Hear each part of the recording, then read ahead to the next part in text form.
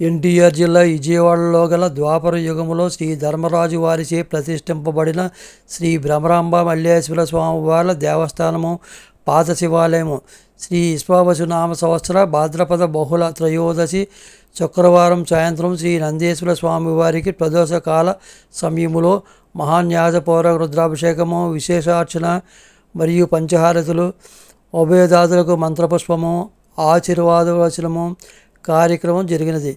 ఈ కార్యక్రమంలో జిల్లా దేవాదాయ అధికారి మరియు దేవస్థాన కార్యనిర్వహణాధికారి శ్రీ నటరాజన్ షణ్ముగం గారు, ఆలయ ధర్మకర్త మండలి చైర్మన్ శ్రీ బొమ్ము మధు సమక్షమున ఆలయ అర్చకులు నాగరాజు శర్మ, అభిషేక పండిత్ కొత్తపల్లి దేవసాయి కృష్ణ శర్మ, సహాయ లక్ష్మి రాఘవేంద్ర శర్మ పాల్గొన్నారు.